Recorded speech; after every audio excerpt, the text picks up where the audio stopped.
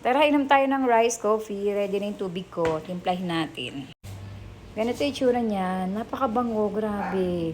Nausap pa yung tubig ko. Kuha tayo ng kutsara. Sabi sa instruction, half lang. So, ganito lang muna. And, ayan. Ang bango. Grabe, ang bango-bango.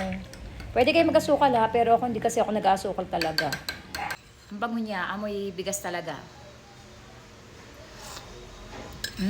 At lasang-lasang ano talaga, yung sinunog ng nanay ko na bigas, nakuha niya.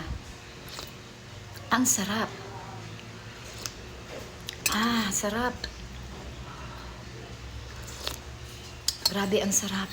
Gawang Pinoy, dito ka na. Ayan o, yung kanyang packaging. O, ayan, may 4 na logo dyan. Andiyan yung kanyang ingredients. Manufactured by. And ayan, product of the Philippines, nutrition facts, at ito yung kanilang health benefits.